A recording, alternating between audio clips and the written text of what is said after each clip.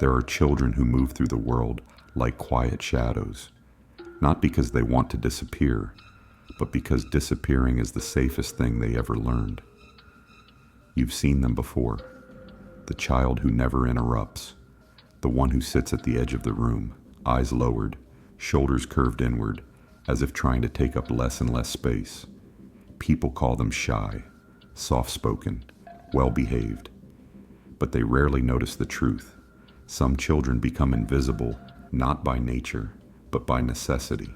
They learn early that the world becomes quieter when they dim themselves, that staying unnoticed protects them from rejection, punishment, or emotional storms they never created. And long after childhood ends, this invisibility follows them, a survival skill that turns into a lifelong identity. There is a moment in every invisible child's life when the world grows too loud and their voice grows too quiet. It rarely happens all at once. It happens in soft, almost forgettable fragments. Tiny shifts in the air, sudden stillness in a room, a glance that feels heavier than a spoken sentence. A young mind notices everything, even the things adults believe they hide well. And before the child understands language, they understand atmosphere. They learn what anger sounds like before anger even has a name. They learn what disappointment feels like before they can spell the word. They learn what rejection registers as inside the body long before anyone explains emotional bruises. One day, or maybe over many days, something inside them whispers a quiet suggestion. If you stay small, everything else stays calm. It is not a conscious decision. Children do not choose strategies.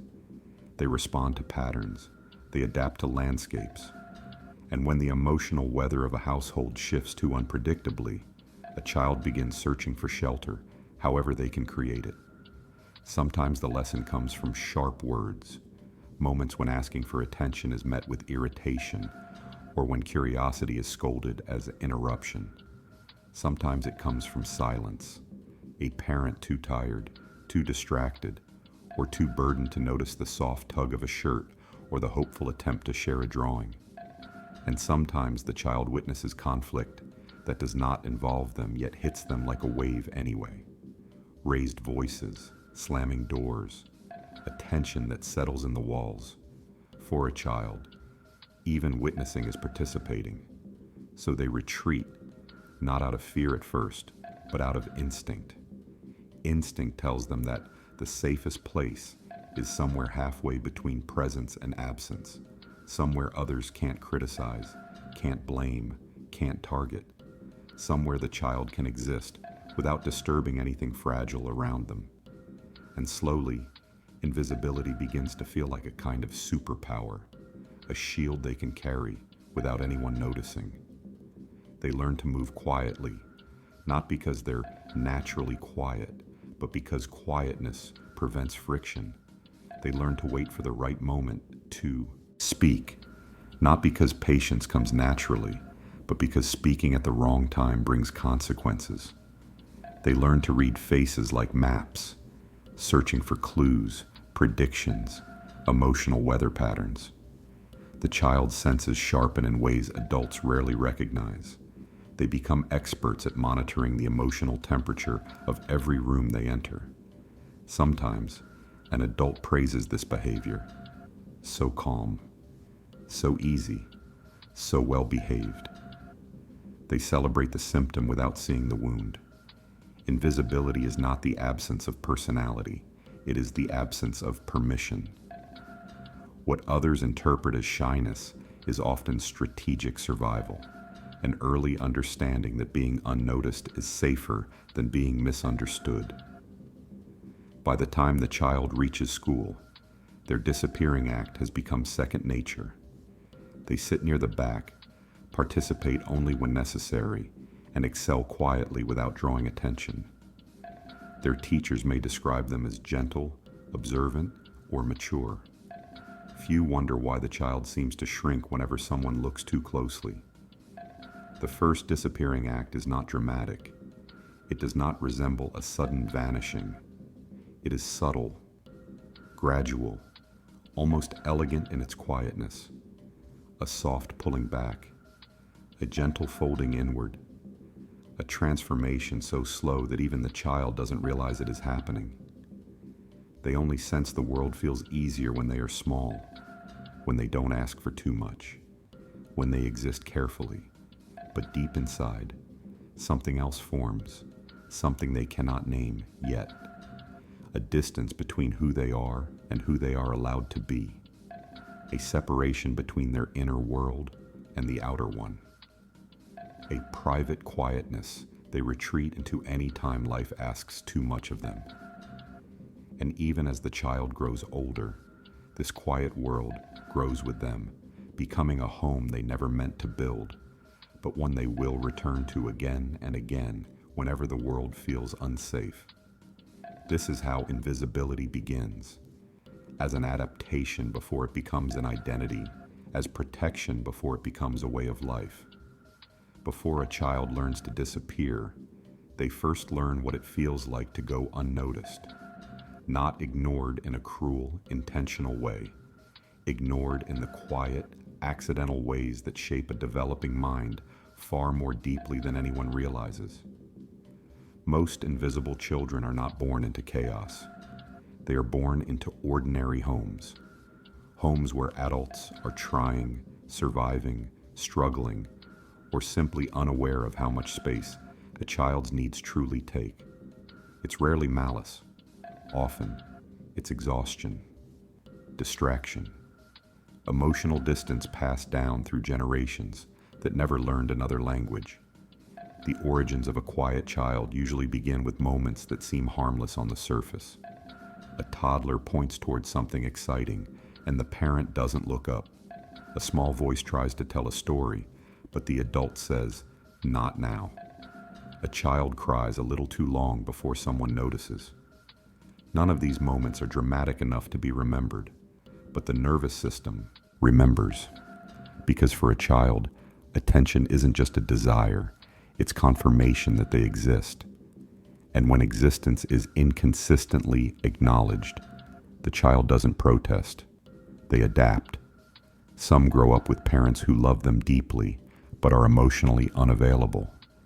Caregivers who provide food and shelter, but not the warm presence a child's brain is wired to seek. The home may be stable, but emotionally hollow, full of unspoken things and low-volume loneliness. In these homes, the child learns early that emotions are private things, that expressing needs only makes the adult uncomfortable, that shrinking becomes a way to keep peace. Others grow up with overstimulated parents, adults overwhelmed by their own stress, anxiety, or unresolved pain. Every small mess, every interruption, every request becomes too much. The child watches how easily the adult becomes frustrated and learns not to add to the weight. They become hyper-aware of how loudly they breathe, how often they move, how quickly the adult's mood shifts. They start reducing themselves to make space for the adult's instability. And sometimes the origin lies not in neglect or chaos, but in comparison. The quieter child stands next to a louder sibling, a more demanding sibling, a sibling who naturally pulls more attention.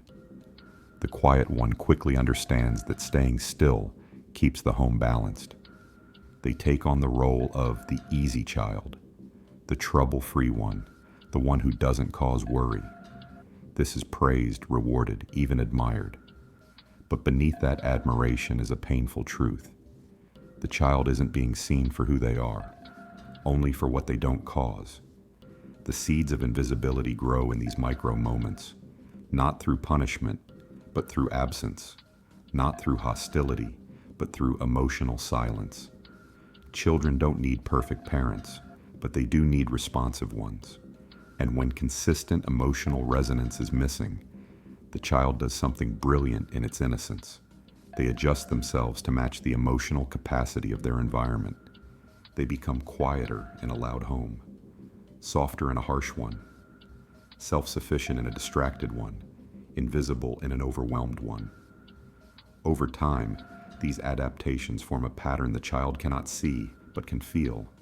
They sense that the safest version of themselves is the smallest one. The most acceptable version is the least expressive one. Their worth becomes tied not to who they are, but to how little space they take up. This is how they learn to apologize without being asked, how they step aside before they are told to, how they develop a sensitivity to others so strong it overshadows their own needs. By the time they reach adolescence, invisibility is no longer a strategy, it's a personality. They've become the person who doesn't ask for help, the friend who listens more than they speak, the student who works hard quietly. People praise their maturity without understanding the cost. No one asks how the child learned to be this way. No one asks what it took to become so self-contained. But deep inside, the same childhood belief lingers. If I stay small, I won't be a problem. If I stay quiet, I'll be loved. Invisibility begins as a clever adaptation to the emotional environment. But over time, it becomes the only way the child knows how to belong. When a child learns to shrink themselves, their mind begins crafting a quiet architecture around that choice. What starts as adaptation slowly transforms into a psychology of disappearance, an internal system built to protect, predict, and prevent harm before it ever arrives. This is not weakness. It is intelligence expressed through self-preservation. A child's brain is wired to seek connection. When connection feels inconsistent, unpredictable, or unsafe, the brain does not stop seeking. It simply learns to seek quietly. And this is where the fading begins. The nervous system becomes a careful observer, always scanning for slight changes in tone, posture, rhythm, a sigh, a pause, a raised eyebrow. Small signals that others overlook become powerful warnings to the invisible child. Their body braces before danger arrives, even if the danger is nothing more than emotional discomfort. Hypervigilance settles into their muscles like a second heartbeat. Psychologically, this becomes a form of protective inhibition. The mind pauses itself, softens itself, delays itself. It rewires expression into suppression.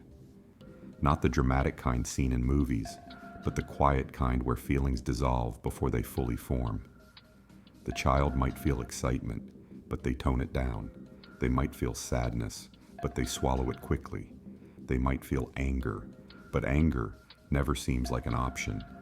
Over time, the body forgets how to show what the heart feels. This is where overthinking begins its slow climb. When a child cannot express openly, they begin to live internally. They replay conversations. They imagine different versions of events. They scan for mistakes that were never mistakes. The mind becomes a rehearsal room for every interaction, a constant scanning device, searching for what could go wrong. This internal vigilance is not a flaw. It is the brain compensating for the lack of emotional safety outside. Then comes dissociation, not the dramatic kind, but the soft drifting away that invisible children excel at. They become skilled at being present physically while drifting mentally. They nod, smile, participate, but internally they float somewhere else, somewhere quieter. This drift becomes a sanctuary. When the world feels too sharp, the mind retreats to somewhere blurred. Adults often mistake this for daydreaming, introversion, or imagination, but it is actually the brain protecting itself from overwhelm. Attachment patterns deepen this fading. Invisible children often develop anxious, avoidant attachment, a paradox where they crave closeness, yet fear the vulnerability it requires. They want to be understood, but dread being examined. They long for connection, but retreat when someone gets too near. To others, they seem private, mysterious, self-contained. But inside, they are simply trying to avoid the feeling of reaching out and finding no one there. The psychology of fading out also shapes how the child understands their own worth. When their needs were rarely met, they learn subconsciously that having needs is dangerous. This forms conditional self-worth, the belief that they are acceptable only when they demand nothing. Praise reinforces this. You're so independent. You're so easy. You never cause problems. Compliments that feel warm at the surface, but quietly strip the child of their right to need, to express, to occupy space. This fading continues into adulthood in subtle but profound ways. They hesitate before speaking. They worry about taking too much time. They dismiss their achievements to avoid attention. They apologize before they've done anything wrong. They find it easier to disappear emotionally than to risk being misunderstood. Relationships become complicated terrains. They want to be chosen, yet avoid being seen too clearly. They want intimacy, yet retreat into silence when feelings rise. They want honesty, yet struggle to reveal anything too personal. The fading that once protected them now restricts them, turning everything tender into something fragile. And yet, despite all of this, invisible children are not empty. They are full of unspoken thoughts, unexpressed emotions, unshared dreams. Their inner world is rich, deep, and endlessly alive. But the world never gave them permission to bring that inner life forward. So the psychology of fading becomes the psychology of surviving, quietly, gracefully, invisibly. It is not that they lack a voice. It is that their voice was never welcomed, so they learn to keep it inside. By the time invisibility becomes part of someone's identity, it stops feeling like a choice. It becomes a mask so natural, so familiar, that the person beneath it forgets where the mask ends and where they begin. For the quiet child who grows into a quiet adult, hiding isn't something they do, it is something they are. And living behind this quiet mask carries both comfort and cost. The comfort comes first. It is easier to move through life unnoticed, especially when being noticed once meant danger, criticism, or emotional weight they couldn't carry. The mask creates distance, and distance feels safe. It shields them from questions that probe too deeply. It softens interactions that might otherwise overwhelm. It allows them to slip through conversations, relationships, and conflicts without the burden of being the center of anything. To outsiders, this mask looks like calmness. They seem composed, grounded, unbothered. People trust them with secrets because they listen without interrupting. People lean on them because they don't ask for much in return. They become the quiet anchor in social circles, the peaceful presence in chaotic rooms. But inside, the experience is very different. Behind the quiet mask is a constant negotiation between longing and fear. The longing is simple. They want to be known, to be understood, to be seen for more than their silence.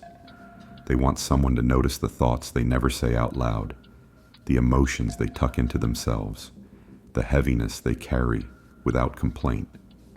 They want connection, not the shallow kind, but the deep, steady kind that tells them they exist in someone else's world. But the fear is louder. The fear whispers that revealing too much will overwhelm others, that their emotions will inconvenience someone, that their needs will be dismissed, misunderstood, or rejected, that their true self is too heavy, too strange, too complicated. So they keep the mask on, not to deceive others, but to protect themselves from the vulnerability of being seen. This mask shapes relationships in ways they rarely admit. They often find themselves playing roles rather than participating genuinely. The supportive friend, the quiet listener, the reliable coworker who handles everything silently. They show up for people consistently, yet feel like no one fully knows them. They feel connected and lonely at the same time, a strange duality that becomes the background noise of their life. In romantic relationships, the mask becomes even heavier. They love quietly, subtly, deeply, but struggle to express it. They fear showing their full heart in case it is mishandled. They wait for the other person to initiate emotional conversations. They retreat during conflict, not out of indifference, but because confrontation feels like stepping into a storm with no shelter. Partners often misinterpret their silence. Some think they are distant. Some think they don't care. Some think they are impossible to read. But the truth is simpler. The invisible child learned so long ago that emotions are safer when hidden, that the adult now struggles to bring them into the light. The quiet mask also affects how they experience success and failure. Praise makes them uncomfortable. Recognition feels undeserved. They downplay achievements to avoid attention. They internalize mistakes more deeply than anyone realizes. Their inner world is loud, full of thoughts and emotions that never reach the surface, but their outer world remains muted. The mask makes life bearable, but it also makes life smaller. And over time, this quiet existence begins to ache. Not in a dramatic way. Quiet people rarely break loudly. The ache appears as emptiness after social gatherings, as loneliness even in relationships, as exhaustion from carrying emotions alone, as a deep, unspoken wish to finally let someone see them.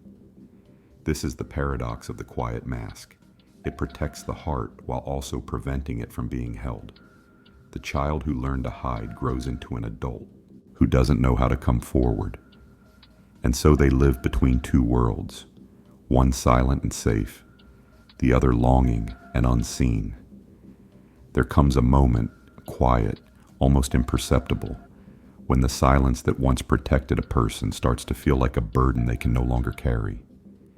It doesn't arrive with drama. It doesn't announce itself with collapse.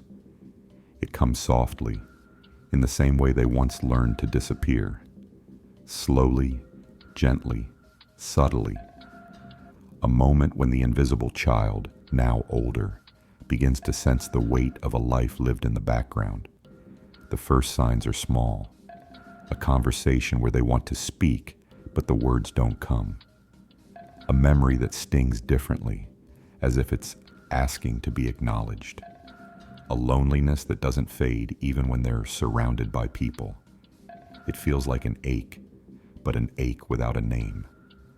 An ache born not from what others have done to them, but from what they have learned to do to themselves, quietly, instinctively, over many years. For most of their life, silence was a shield. It kept conflict at a distance. It helped them survive environments where being noticed invited scrutiny or disappointment. Silence was their safest instinct, their oldest friend, their first protection. But as they grow into adulthood, life begins to require a different language, one of expression, vulnerability, and presence. And this is where the old instinct begins to clash with the new reality. Friendships become harder to maintain when one person is always the listener. Relationships become unbalanced when one person's emotions stay hidden. Work becomes draining when their efforts are invisible yet expected. Life becomes small when taking up space feels impossible. The quiet mask that once made everything easier begins to make everything heavier.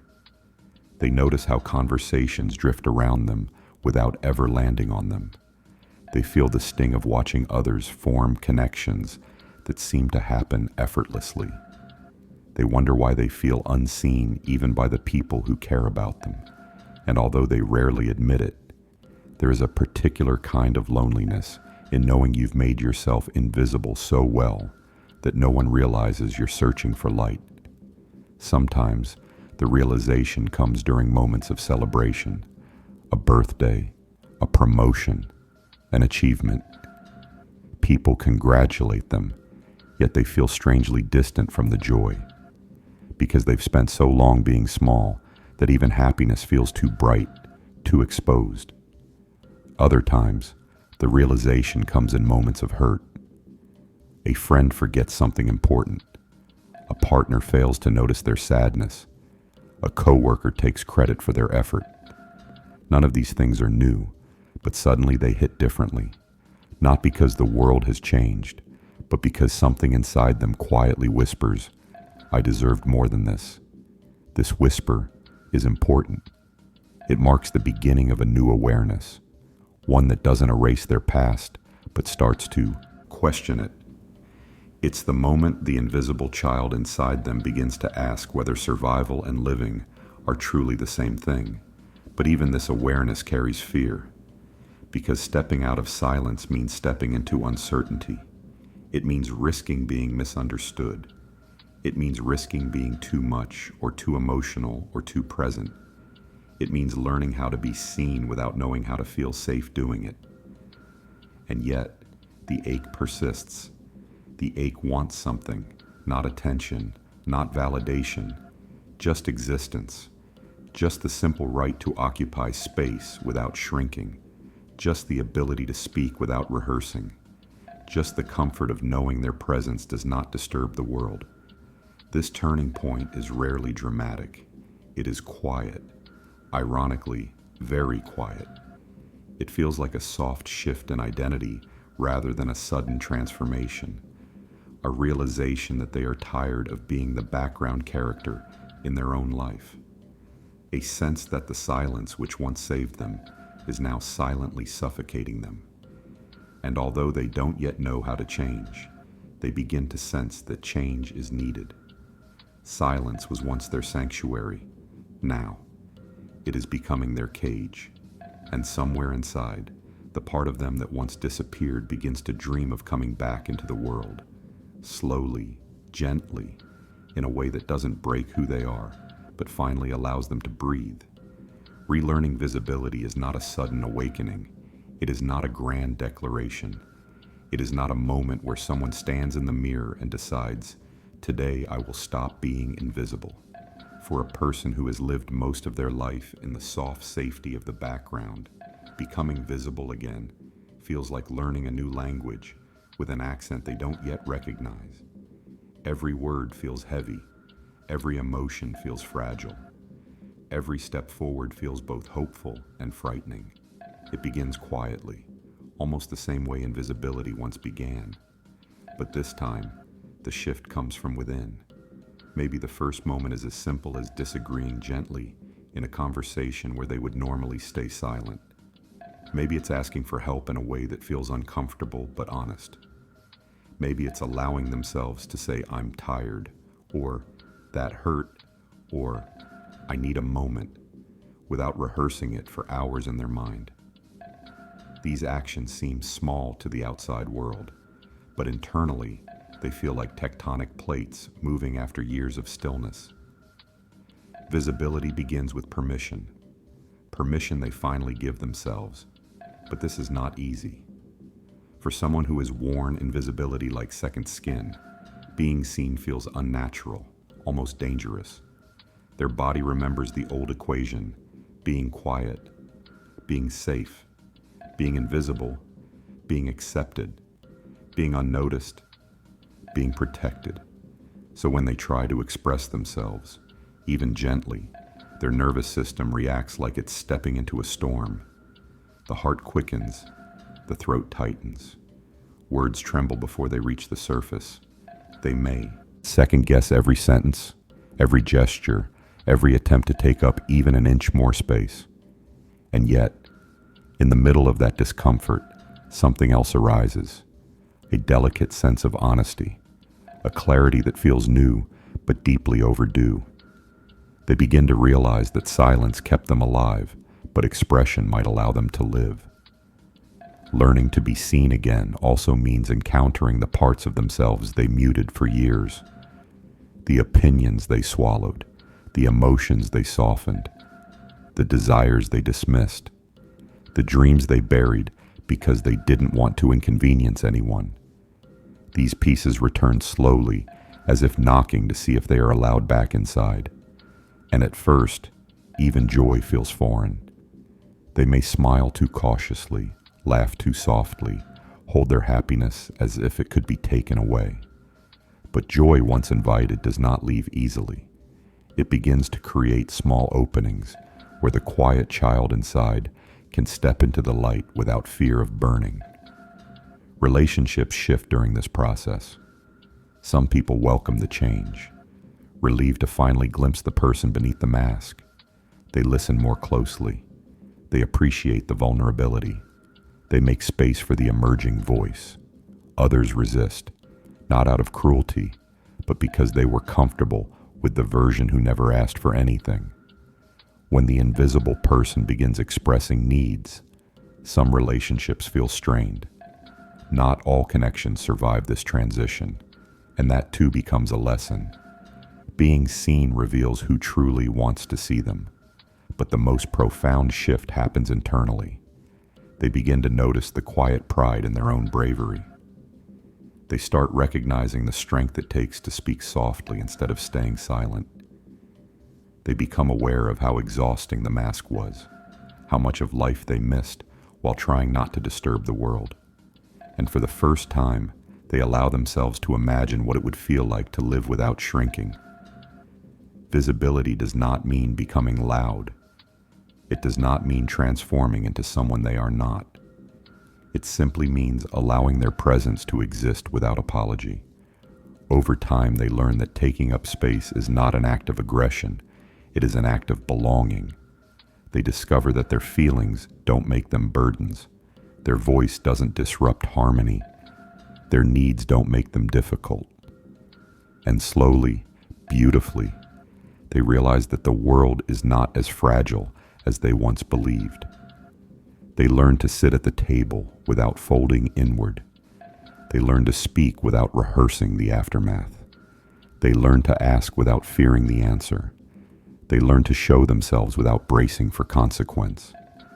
And in these small, quiet rebellions, the invisible child begins returning to life, no longer fading, no longer shrinking, but existing with a softness that is finally allowed to be seen.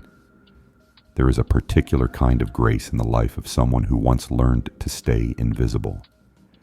A grace shaped not by silence itself, but by everything they carried within that silence. And as they slowly step back into visibility, tentatively, quietly, in their own rhythm, they begin to understand something profound.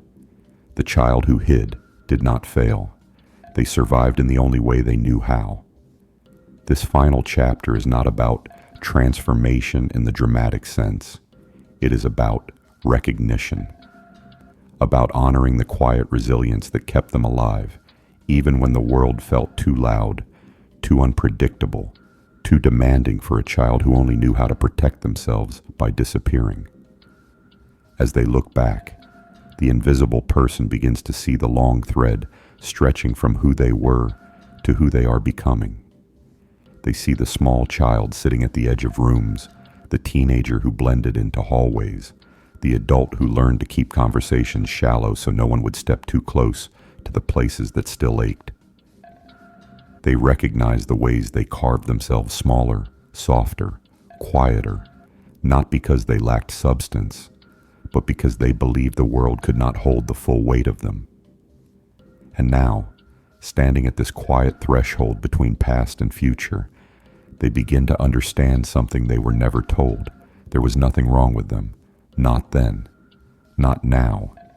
The softness they mistook for weakness was tenderness.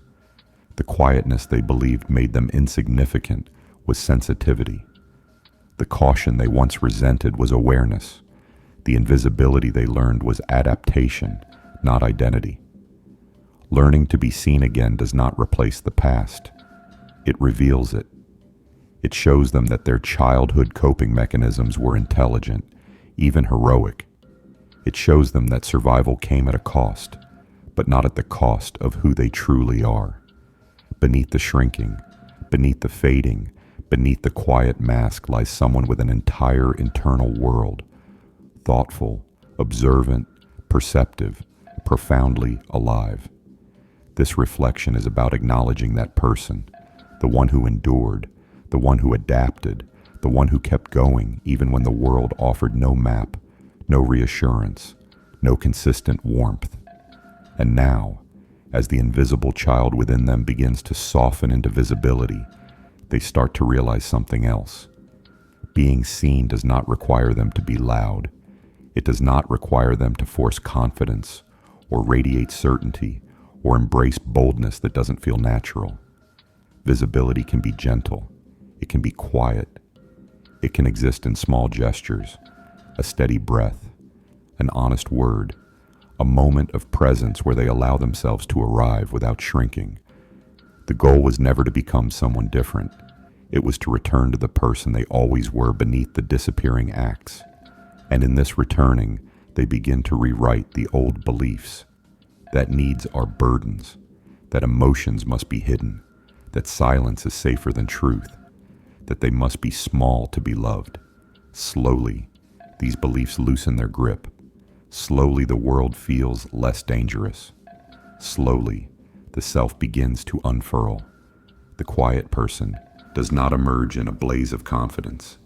They emerge like dawn, soft, gradual, steady, not forcing visibility, but allowing it, not demanding space, but letting themselves occupy it, not shouting their worth, but no longer whispering it away. This soft reflection is the final offering of their journey, a recognition that they were always enough, even when unseen, a recognition that invisibility protected them once, but no longer defines them, a recognition that they can now shape a life where presence is not a threat, but a homecoming. And as they take their place gently in the world, a tender truth settles within them. They were never meant to disappear. They were simply waiting for a time, a place, a moment when it finally felt safe to be here, fully, quietly, unmistakably themselves.